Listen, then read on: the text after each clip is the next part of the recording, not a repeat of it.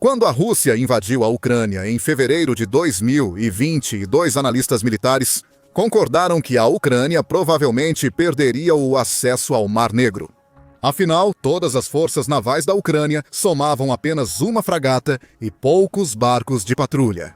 Do outro lado estava a imponente frota do Mar Negro da Rússia, com aproximadamente 80 navios de guerra e submarinos. Acreditava-se que a Rússia dominaria completamente o mar na região, o que ocorreu por alguns meses. Porém, algo inesperado aconteceu. A Ucrânia revolucionou a guerra naval para sempre, e nesse processo não apenas igualou as forças, mas destruiu completamente o poder naval secular da Rússia. Aqui estão 10 maneiras pelas quais a Ucrânia se tornou um jogador regional pelo controle do Mar Negro. Isso não é mera especulação. Os números comprovam isso. Até meados de 2025, a Ucrânia danificou ou destruiu pelo menos 24 embarcações russas, incluindo o submarino Rostov-no-Don, da classe Kilo. Isso obrigou a frota russa remanescente do Mar Negro a recuar para portos domésticos, onde são quase inúteis. Cerca de 30 navios e submarinos foram perdidos, incluindo o navio-chefe deles. Bilhões de dólares em equipamentos enviados para o fundo do mar por um país sem marinha. Os sobreviventes são usados como alvo para treinar as capacidades navais de longo alcance da Ucrânia.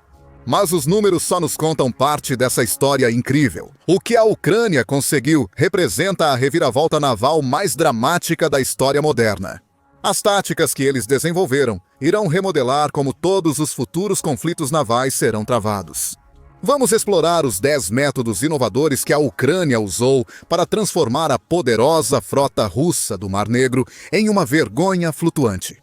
O primeiro diferencial, e talvez o maior, é que a Ucrânia conseguiu fazer o impossível justamente porque foi forçada a isso. A Ucrânia precisou reorganizar e redesenvolver suas estratégias várias vezes, em vez de jogar pelas regras da Rússia. Isso ocorreu sobretudo porque a Ucrânia travava uma guerra marítima extremamente assimétrica. E lá, os métodos defensivos se tornam muito mais eficazes e letais de repente. As diferenças na abordagem naval entre Rússia e Ucrânia podem ser resumidas assim. A doutrina russa segue o pensamento soviético clássico com operações de frota massivas e coordenadas, comandadas centralmente. Isso cria padrões poderosos, porém previsíveis, que os serviços de inteligência descentralizados da Ucrânia poderiam antecipar e combater. Na luta pela sobrevivência da pátria, não há o luxo de seguir as regras tradicionais de combate naval. Isso cria uma estrutura descentralizada que deixa claro que jogar tudo o que você tem no problema é o caminho certo a seguir. Isso resultou em 3 grandes desenvolvimentos: minas navais, mísseis de cruzeiro e drones navais. A Ucrânia possuía um bom estoque de minas navais soviéticas.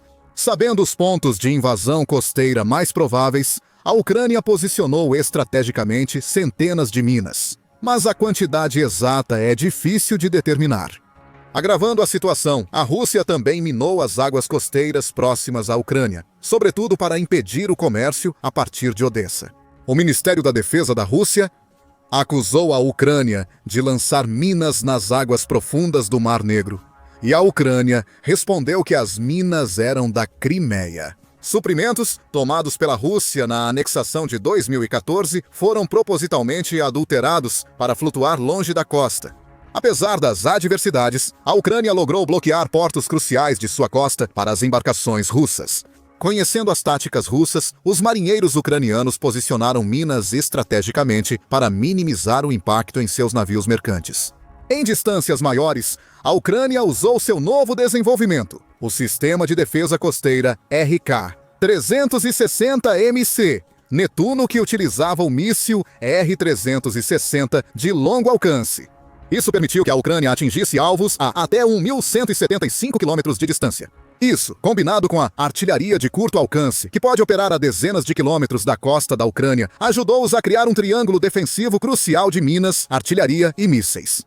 Porém, essas capacidades defensivas são insignificantes comparadas às ofensivas de longo alcance praticamente inventadas durante a guerra. O que nos leva à segunda principal forma pela qual a Ucrânia pressionou a marinha russa: drones navais. O uso de drones navais pela Ucrânia, e mais especificamente, drones que eram totalmente operados na água, é uma das inovações militares mais rápidas da história moderna, com aplicações práticas e devastadoras. A partir do zero no começo de 2022, eles desenvolveram duas grandes plataformas de drones que aterrorizariam a frota russa. O drone Megura V5 se tornou o preciso matador de navios da Ucrânia. O Megura é um pequeno drone com visual de navio, alcance de 800 km e bateria de 60 horas de duração. Isso lhe confere uma excelente capacidade de patrulha e permanência, considerando que pode navegar a cerca de 22 nós ou 40 km por hora.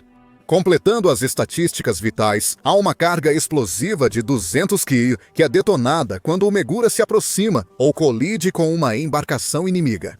Ainda mais relevante, ele transmite vídeo em tempo real aos operadores, possibilitando seu uso tanto em ataques ofensivos quanto em missões de vigilância. Mas a verdadeira virada de jogo foi o uso tático dos Meguras em todo o Mar Negro, como disse um comandante ucraniano da Direção Principal de Inteligência da Ucrânia. Nós não tentamos fortalecer a ogiva para destruir o navio com um único golpe. Nós adotamos outra abordagem. Atacamos em enxame, realizando múltiplos impactos em navios grandes para causar danos críticos. Isso posicionou Megura para ter no mar um papel semelhante ao dos tradicionais drones quadricópteros no céu.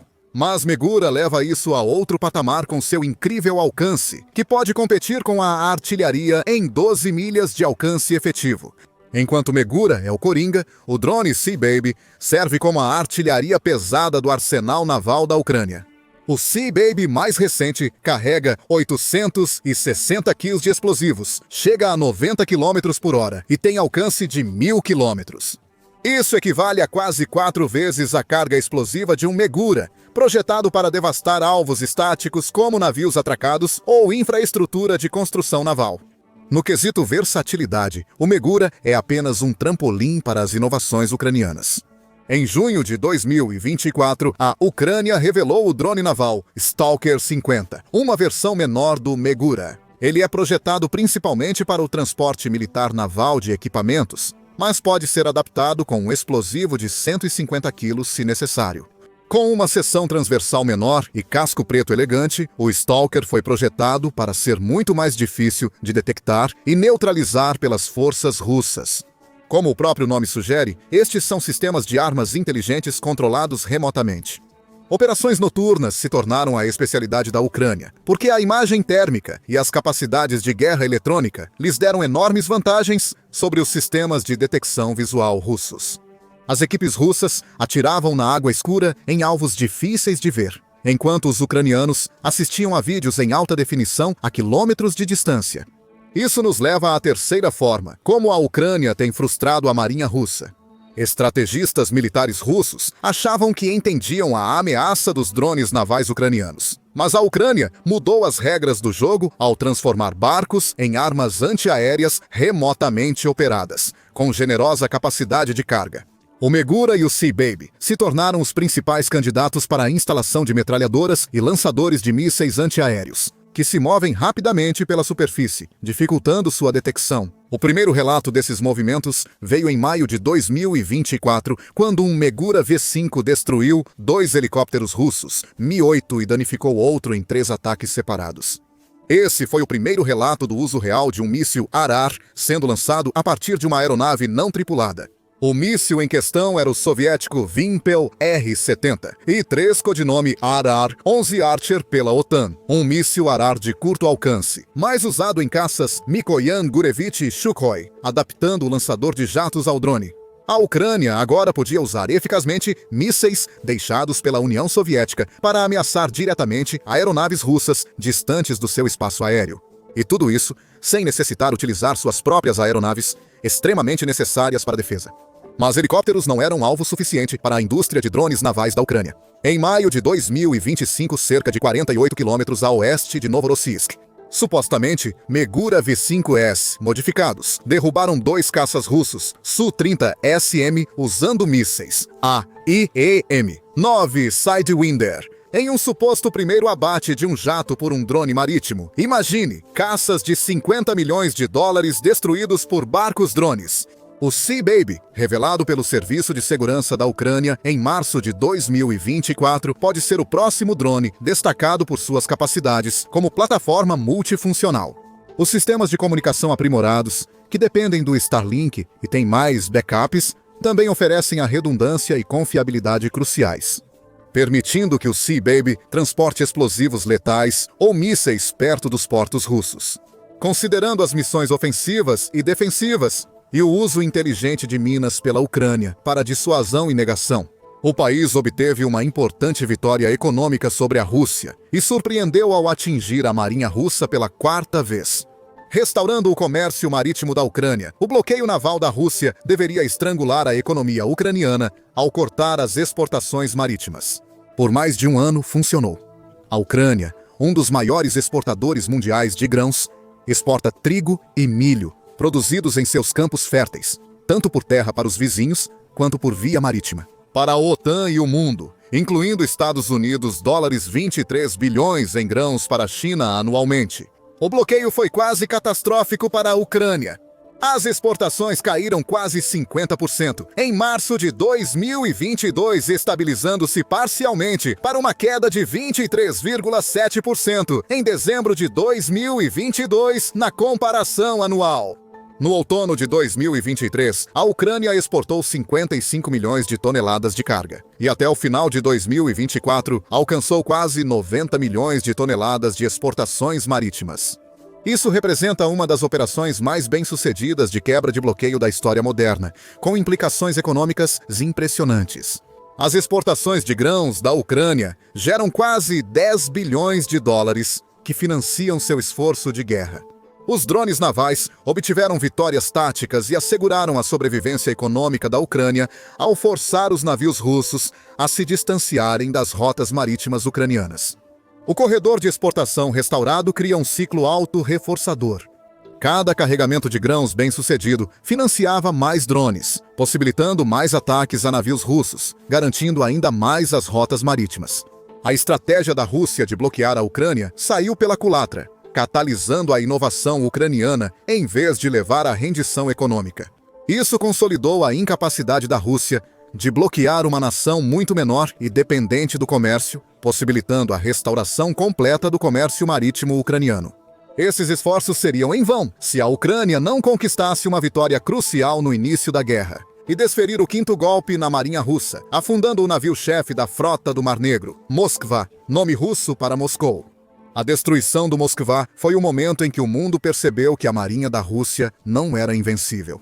Esse não era apenas mais um navio, era o orgulho da frota do Mar Negro e o 3º maior navio de guerra ativo da marinha. Os sistemas de defesa a bordo do navio e a capacidade de operar a mais de 60 milhas da costa da Ucrânia pareciam torná-lo quase imune a ataques. A doutrina naval russa presumia que sistemas avançados de defesa aérea protegeriam ativos valiosos contra ameaças ucranianas. Mas, em abril de 2022, os ucranianos localizaram a posição do Moscou usando radar e informações de inteligência compartilhadas pelos Estados Unidos da América. Uma bateria de mísseis, baseada em terra, lançou 2 mísseis antinavio R-360 Neptune ucranianos, destruindo o Moscou ao incendiar sua munição. Estes são os mesmos mísseis implantados para a defesa costeira apenas 2 anos antes, como parte da já citada defesa de minas, mísseis e artilharia. Ainda pior, análises militares posteriores sugeriram que os sistemas de defesa aérea de Moscou, supostamente impenetráveis e que deveriam ser mais do que capazes de neutralizar 2 mísseis isolados, estavam em estado de má conservação e terrivelmente mal administrados, o que permitiu que o ataque destruísse o navio em primeiro lugar.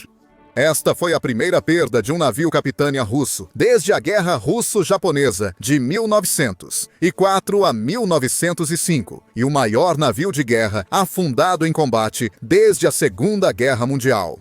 A perda forçou a Rússia a uma reorganização tática fundamental.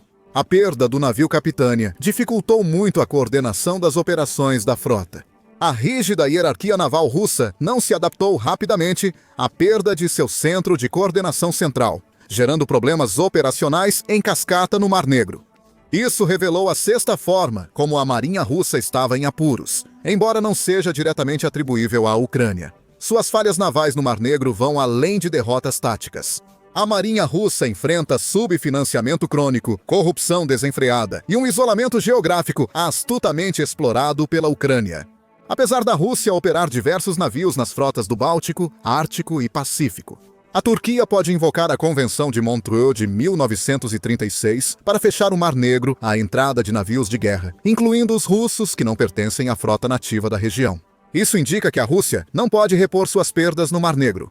Navios de outras frotas só podem entrar se seus portos de origem estiverem no Mar Negro. Isso permite à Rússia pressionar a Ucrânia com apenas uma parte de suas capacidades navais. E a corrupção prejudicou a aquisição e manutenção naval russas. Nessa parte, navios que poderiam estar operacionais muitas vezes estão em reparo, faltando peças ou sofrendo com manutenção precária devido ao desvio de verbas. Além disso, a Rússia aparentemente não fez esforços para corrigir as perdas contínuas e reforçar a frota do Mar Negro. A Fundação Jamestown relatou que a Corporação de Construção Naval da Rússia registrou prejuízos líquidos de centenas de milhões de dólares, mesmo com receitas declaradas de bilhões. O relatório indica que a Rússia continua comprometida em modernizar sua frota, equipando os navios com mais mísseis de cruzeiro e motores a diesel mais eficientes. Esses esforços nacionais também visam os ramos do Báltico e do Pacífico da Marinha, apesar de não serem relevantes a curto prazo na guerra da Ucrânia. Ademais, as limitações turcas ao transporte marítimo russo obrigaram Moscou a recorrer a frotas paralelas para fins militares, mesmo através do Mar Negro, gerando vulnerabilidades extras que a inteligência ucraniana pode explorar. Isso eleva consideravelmente os riscos e custos do comércio, o que pode ser fatal quando recursos já estão sendo desviados. Quantias extremas de financiamento para o complexo militar industrial, já que o orçamento militar da Rússia para 2025 é cerca de 40% dos gastos do governo. A redução na capacidade da Rússia de manter sua frota no Mar Negro e mantê-la localizada lá levou a Ucrânia a usar o sétimo método para destruir a marinha. Em junho de 2025, a Ucrânia realizou o terceiro ataque à estratégica Ponte da Crimeia, também conhecida como Ponte de Kerch, desde o início da invasão em 2022. Desta vez, a agência militar ucraniana relatou ter colocado mais de 900 quilos de explosivos na base da ponte. Os ataques à ponte servem a vários propósitos estratégicos, além de danificar a infraestrutura. A Ponte da Crimeia é uma linha de suprimento vital para as tropas de Moscou e tem um enorme valor simbólico para o presidente Vladimir Putin, representando seu objetivo de unir a península ucraniana à Rússia. O real impacto estratégico é obrigar os ativos navais russos a assumirem papéis defensivos. Em vez de projetar poder contra posições ucranianas, os navios russos agora precisam proteger suas próprias bases, linhas de suprimento e infraestrutura crítica. Essa reorientação defensiva muda fundamentalmente o equilíbrio naval de poder. A Ponte da Crimeia é uma das poucas conexões da Península da Crimeia com o restante da Rússia, excluindo as áreas ocupadas de Donbass, que sofrem constantes ataques de longo alcance da Ucrânia. A vulnerabilidade da ponte obrigaria a Rússia a depender de linhas de suprimento terrestres mais lentas e arriscadas. Mais importante ainda, o risco inerente à infraestrutura da Crimeia leva ao oitavo ponto. A Ucrânia pode degradar a frota russa, obrigando-a a abandonar Sebastopol. Sebastopol é o quartel-general da frota do Mar Negro da Rússia desde os tempos do Império Russo. Com o colapso da União Soviética, o quartel-general mudou-se para Novorossiysk. Mas a Rússia ainda pagava à Ucrânia para atracar navios em Sebastopol. Com a anexação da Crimeia, Sebastopol retomou seu papel estratégico central para a frota russa. Seu valor é inestimável.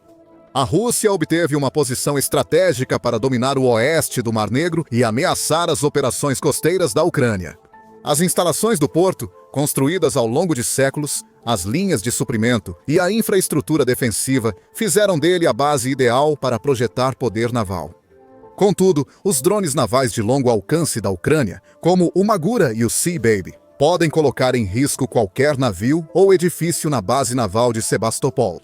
Isso forçou os navios russos a recuarem para portos como Novorossiysk, Temriak e Taganrog, a mais de 60 milhas da costa ucraniana. O Serviço de Inteligência Céu Negro forneceu imagens detalhadas de prédios destruídos e docas vazias em Sebastopol. Análise de inteligência artificial indicou redução de 18% nos navios detectados no porto entre 2022 e 2024. Esse deslocamento geográfico degrada fundamentalmente as capacidades navais russas. Operar a partir de Novorossiysk em vez de Sebastopol aumenta o gasto de combustível, reduz o tempo de patrulha perto da Ucrânia e dificulta a logística. Navios com mais tempo em trânsito têm menos tempo para missões operacionais. Na primavera de 2024, o Ministério da Defesa britânico declarou que a frota russa do Mar Negro estava inoperante. Isso indica que está funcionalmente inativa, não danificada ou reduzida. A Ucrânia não apenas derrotou a marinha russa, como também a tornou estrategicamente irrelevante. O modo como isso ocorreu nos leva ao 9º ponto. O sucesso da Ucrânia vem da inovação distribuída, enquanto a Rússia permaneceu presa em ciclos de desenvolvimento centralizados e burocráticos, não conseguindo acompanhar a adaptação em tempos de guerra. A Ucrânia estabeleceu uma rede distribuída com mais de 500 fornecedores, desde grandes empresas até oficinas em garagens, mesmo sob a pressão de bombardeios diários. O fornecimento militar tradicional leva anos para funcionar, mas esse não é o modo como ele opera. A Ucrânia não tinha anos para sobreviver como país soberano, com suas fronteiras pós-2014 intactas. O sistema de informação Delta se tornou o multiplicador de forças da Ucrânia, permitindo coordenação ágil entre equipes de desenvolvimento e operações militares.